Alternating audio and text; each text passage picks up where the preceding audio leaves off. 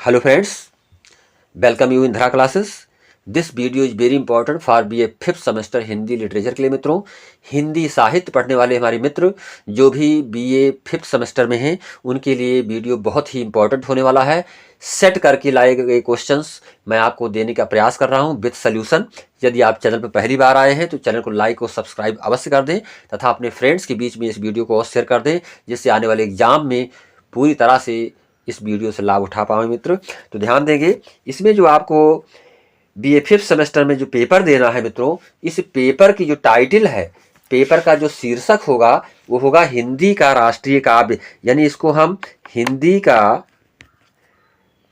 राष्ट्रीय काव्य यानी हिंदी का राष्ट्रीय काव्य शीर्षक के अंतर्गत हमको इस प्रश्न पत्र के उत्तर देने होंगे। ये द्वितीय प्रश्न के पत्र के रूप में होगा मित्रों। इसमें आपको अति लघु उत्तरीय प्रश्न 10 करने होंगे, यानी 10 क्वेश्चंस आपके अति लघु उत्तरीय होंगे जिनके मार्क्स 2 होंगे, यानी कि 2 × 10 यानी कि 20 मार्क्स। यानी कि खंड आ से आपको 20 मार्क्स मिलने वाले हैं और इसको हमको कम से कम 50 शब्दों में इसके उत्तर लिखने होंगे मित्रों। कुछ यूनिवर्सिटियों में मल्टीपल चॉइस क्वेश्चंस भी इसमें से पूछे जाते हैं, लेकिन ज़्यादातर विश्वविद्यालय में ये अति लघु उत्तरीय प्रश्न के रूप में आपको लिखने होते हैं। तो समझते चलेंगे, यदि अति लघु उत्तरीय प्रश्न को आप पूरी तरह से समझ गए तो मल्टीपल चॉइस क्वेश्चंस को आप आसानी से कर पाएंगे। तो इसमें देखेंगे, जो पहला क्वेश्चन आपसे पूछा जा रहा है, आदिकाल को विद्वानों ने किन किन नामों से पुकारा है, ये आपको बताना है कि आदिकाल को विद्वानों ने किन किन नाम से पुकारा है। तो आचार्य रामचंद्र शुक्ल ने 12 रचनाओं को आधार रूप में प्रस्तुत करते हुए वीर गाथा काल नाम स्वीकारा था।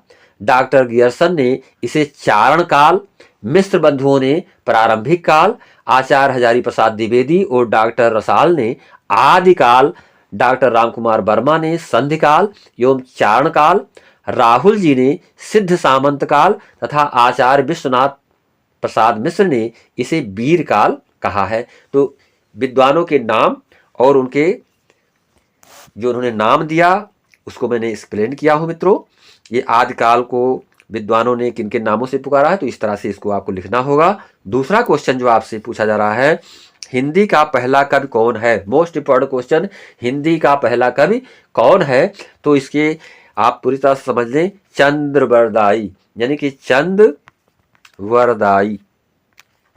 चंद्रवरदाई जो हैं हिंदी के पहले कवि माने जाते हैं। चंद्रवरदाई हिंदी के पहले कवि माने गए हैं तथा इनके द्वारा लिखा गया ग्रंथ पृथ्वीराज रासो हिंदी का प्रथम महाकाव्य है। क्या लिखा है इन्होंने मित्रों?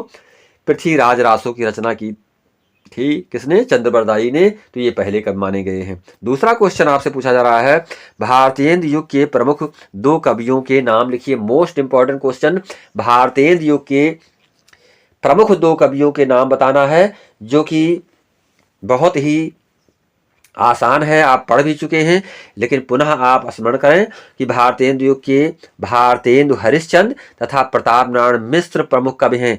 एक तो नाम दिया ही गया है, दूसरा ही नाम आपको खोजना है, वो है प्रताप नारायण मिश्र जी का।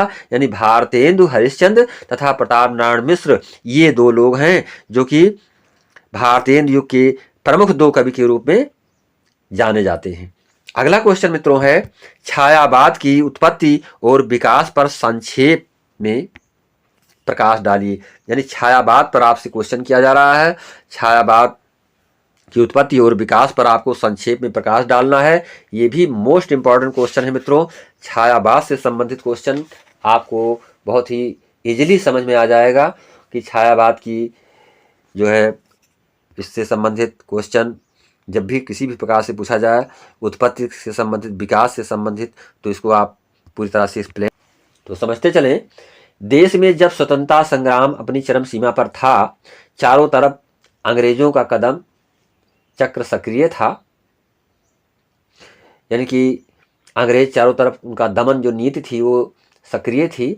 उस समय साहित्य जगत में एक ऐसा वर्ग भी क्रियाशील था जो जीवन जगत से दूर रहकर हिंदी काव्य की एक विशिष्ट परिपाटी का निर्माण कर रहा था मित्रों। रविंद्रनाथ टैगोर की गीतांजलि तथा औरंगजेब तथा अंग्रेजी साहित्य में व्याप्त छायावादी रहस्यवादी भावधारा ने हिंदी साहित्य को प्रभावित किया। इस भावधारा में अवगाहन करने वाले कवियों ने प्रकृति के साथ अपना रागात्मक संबंध स्थापित किया और अत्यंत चित्रमयी भाषा में नाना मनोरम रूप संकेत एवं भाव संकेत उपस्थित किए। इस प्रकार भाव व्यंजना का जो नवीन रूप सामने आया उसे छायावाद के नाम से अभिहित किया जाता है, उसे जाना जाता है। तो छायावाद के अंतर्गत हमको ये सारी बातें लिखनी होंगी मित्रों। इसके पश्चात क्वेश्चन नंबर 5 देखेंगे, प्रसाद के काव्य संसार पर प्रकाश डालिए। यानी प्रसाद के काव्य संसार, यानी प्रसाद जी के काव्य संसार पर आपको प्रकाश डालना है, उसको आपको पूरी तरह से बताना है कि प्रसाद जी के काव्य संसार में क्या बातें हैं। तो देखते चलेंगे। यदि जयशंकर प्रसाद की काव्य कृतियों के समग्र विकास को 3 चरणों में विभाजित करें तो पाएंगे कि चित्राधार, कानन कुसुम, महाराणा का महत्व, करुणालय, प्रेम, पथिक एवं झरना पहले चरण में आती हैं तथा कामायनी तीसरे चरण में लिखी गई है। चित्राधार में ब्रजभाषा की कविताएं संकलित हैं। कानन कुसुम की रचनाएं प्रायः इतिवृत्तात्मक हैं। महाराणा का महत्व, यह कृति अतुलकांत छंदों में लिखी गई है मित्रों, अतुलकांत छंद में। प्रेम पथिक की भाव प्रविधि में विस्तार दिखाई देता है। झरना से छायावाद का आरंभ माना जाता है। आंसू प्रसाद जी का अन्यतम विरह काव्य है। लहर में प्रसाद के अनेक प्रतिनिधि गीत संकलित हैं। कामायनी में सर्वांगपूर्ण जीवन दर्शन, नारी पुरुष का संपूर्ण चित्रण और नवीन परिस्थितियों का व्यापक निरूपण किया गया है। तो ये सारी चीज़ें हमको प्रसाद के काव्य संसार की पर प्रकाश डालने पर लिखनी होगी मित्रों, जो कि आपके लिए मोस्ट इंपॉर्टेंट है। इसके बाद देखेंगे, निराला उपनाम को सर्वाधिक ख्यात किस पत्र से मिली थी। यानी निराला उपनाम को, जो निराला उपनाम लिखा गया, इसकी ख्याति, इसकी प्रसिद्धि सर्वाधिक किस पत्र से मिली, तो इसको आपको बताना है मित्रों। तो उस पत्र का नाम था मतवाला। बहुत ही संक्षेप में आप समझ लें, उसका नाम क्या था, मतवाला। उस पत्र का नाम था मतवाला। इसी पत्र से निराला जी को उपनाम की ख्याति प्राप्त हुई और जिसको कि मतवाला पत्र के नाम से जाना जाता है। अगला क्वेश्चन जो आपका है मित्रों, कभी कुछ ऐसी तीन सुनाओ, कभी कुछ ऐसी तान सुनाओ किसकी रचना है। ये मोस्ट इंपॉर्टेंट क्वेश्चन, ये पूछा जा रहा है लाइनें लिख करके कि कभी कुछ ऐसी तान सुनाओ किसकी रचना है। इसे आपको बताना है कि इसको किसने लिखा था। तो ये आपको क्वेश्चंस मल्टीपल चॉइस। तो ये जो क्वेश्चन नंबर 7 है मित्रों, कभी कुछ ऐसी तान सुनाओ किसकी रचना है, इसको लिखा है बालकृष्ण शर्मा नवीन जी ने। यानी बालकृष्ण शर्मा नवीन, बालकृष्ण शर्मा नवीन ने इसकी रचना की है, कभी कुछ ऐसी तान सुनाओ। तो इसे हमें नहीं भूलना है। इसके पश्चात क्वेश्चन नंबर 8 देखें, गीतकार प्रदीप का जन्म कब और कहाँ हुआ। यानी गीतकार प्रदीप के जन्म से संबंधित क्वेश्चन किया जा रहा है। गीतकार कबीर का जन्म, प्रदीप का जन्म कब और कहाँ हुआ। तो गीतकार प्रदीप के जन्म के विषय में आपसे क्वेश्चन किया जा रहा है मित्रों, जो कि मोस्ट इम्पॉर्टेंट क्वेश्चंस है आपके लिए। तो कवि प्रदीप का जन्म 6 फरवरी 1915 ईस्वी में मध्य प्रदेश के उज्जैन जिले में हुआ था मित्रों।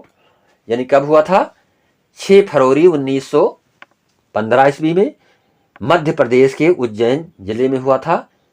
इनका वास्तविक नाम रामचंद्र नारायण द्विवेदी था। यानी जो वास्तविक नाम था वो रामचंद्र नारायण द्विवेदी था। इसको हमें जानना है और वर्ष जानना है, स्थान जानना है। तो स्थान है उज्जैन जिला, जो कि मध्य प्रदेश में स्थित है, और समय है इनका 6 फरवरी 1915 ईस्वी।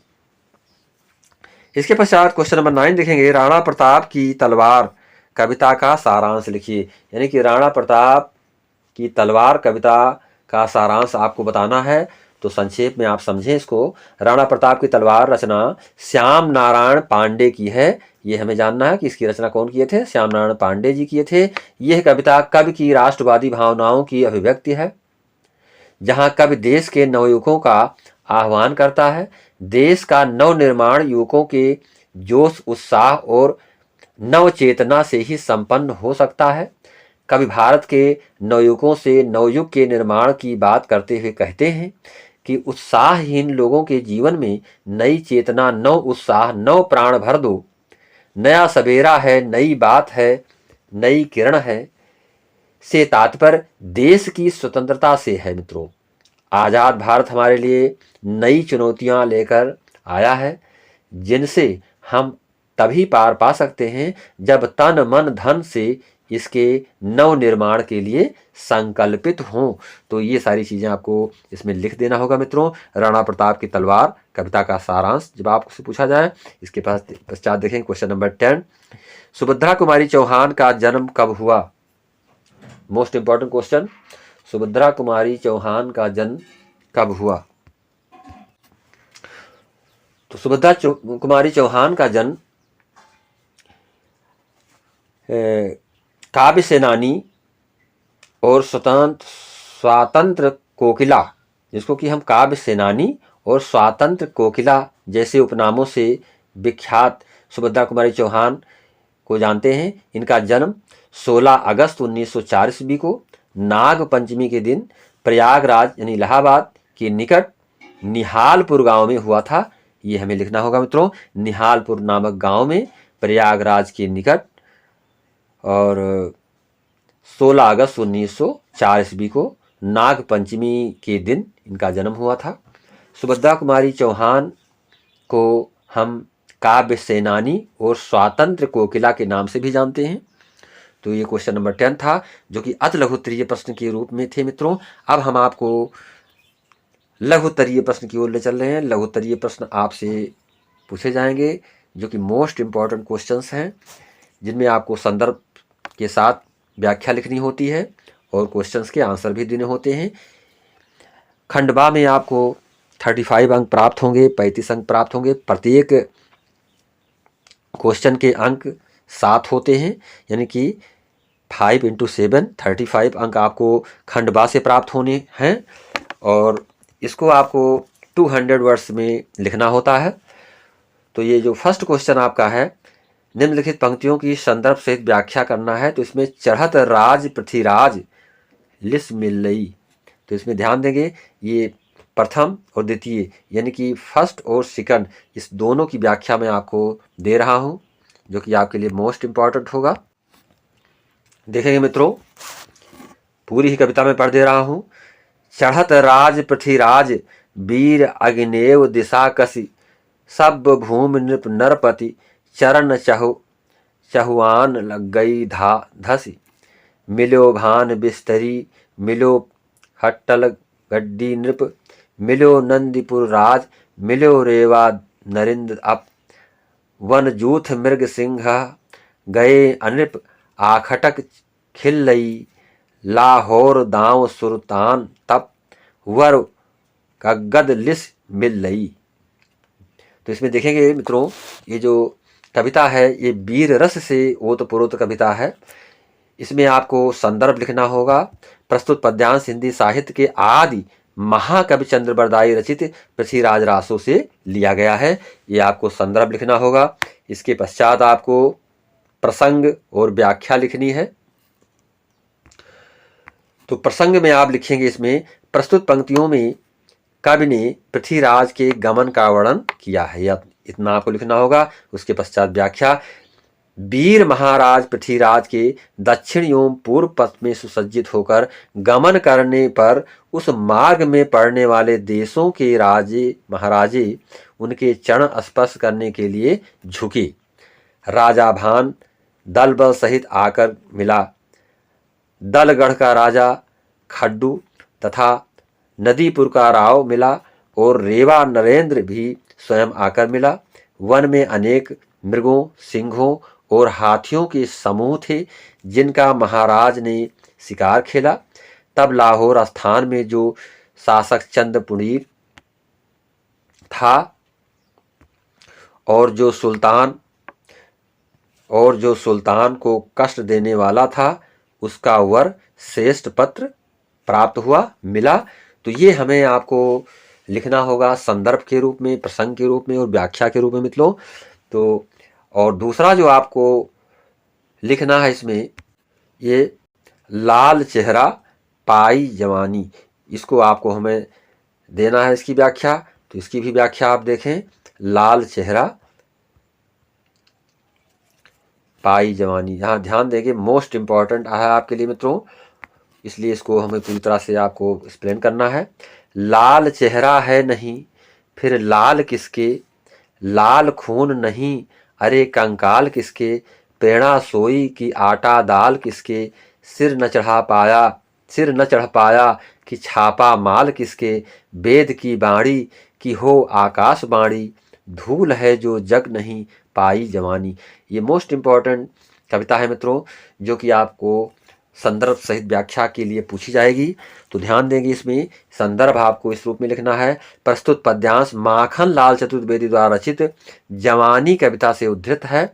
यह कविता चतुर्वेदी जी के काव्य संग्रह हिम किरीटनी से ली गई है, यानी कि हिम किरीटनी से ये संग्रहित कविता है मित्रों। जो ये रचना आपको पढ़ना है और इसमें आपको प्रसंग लिखना है। प्रस्तुत पद में कवि ने युवकों को प्रेरणा देते हुए उन्हें वीर पुरुष के लक्षण समझाए हैं कि वीर पुरुष के क्या लक्षण होते हैं, उसको समझाने का प्रयास किया है मित्रों कवि ने।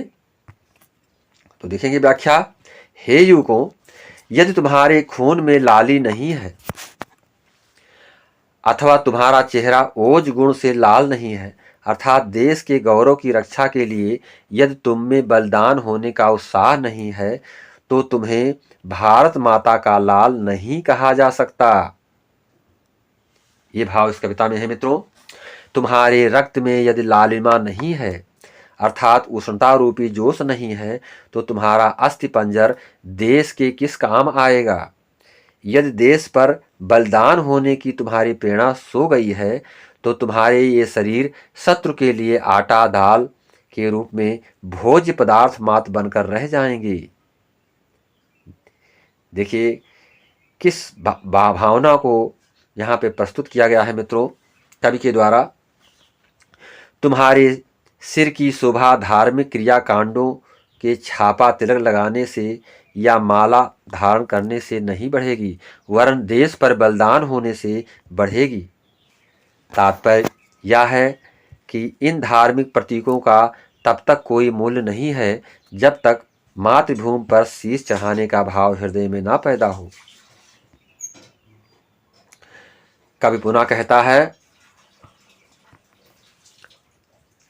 कि जिस कविता से युवकों में उत्साह न जगाया जा सके वह कविता भी निरर्थक है, भले ही वह पवित्र वेदों से उद्धृत हो अथवा स्वयं देवताओं के मुख से निकली आकाशवाणी हो। तो ये व्याख्या के रूप में आपको लिखना है मित्रों। इसके बाद काव्यगत सौंदर्य आपको लिखना होगा। यहाँ स्वाभिमान तथा बलिदान का महत्व समझाया गया है।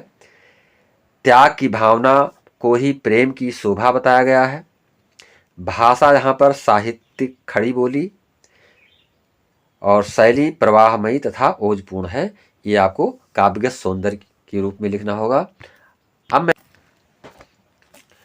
दूसरे क्वेश्चन की ओर चल रहे मित्रों, जो कि भारतेंदु से संबंधित है। भारतेंदु युग में राष्ट्रीयता की दो धाराएं थीं, देश प्रेम व राज भक्ति। तो इसको आपको बताना है कि भारतेंदु युग में राष्ट्रीयता की दो धाराएं मिल रही थीं, देश की प्रेम से संबंधित और राजभक्ति से संबंधित, इसको लिखना होगा। इसके पश्चात हिंदी भाषा की राष्ट्रीय काव्य धारा पर प्रकाश डालना है। और चौथे क्वेश्चन में स्वतंत्रता के पश्चात हिंदी काव्य धारा बहुमुखी हो गई, स्पष्ट कीजिए। यानी स्वतंत्रता के पश्चात हिंदी काव्य धारा जो थी वो बहुमुखी हो गई। इसमें कवियों ने अपनी रचनाओं को बहुत बढ़ा चढ़ा करके बहुत अधिक मात्रा में लिखना प्रारंभ किया। देश की स्थिति सुधरी थी मित्रों। तो ये क्वेश्चन नंबर 4 के अंतर्गत। इसके पश्चात क्वेश्चन नंबर 5 में उनकी याद करें किसकी कविता है भावार्थ प्रस्तुत कीजिए। यानी उनकी याद करें, किसकी कविता है, इसको आप, ये क्वेश्चन नंबर 5 हुआ, उनकी याद करें किसकी कविता है, भावार्थ के रूप में आप इसको लिखना होगा। इसके पश्चात देखेंगे खंड सा। खंड सा में दीर्घ उत्तरीय प्रश्न आपसे पूछे जाएंगे मित्रों, जो कि 2 क्वेश्चन, यानी केवल 2 क्वेश्चन आपको करने होंगे।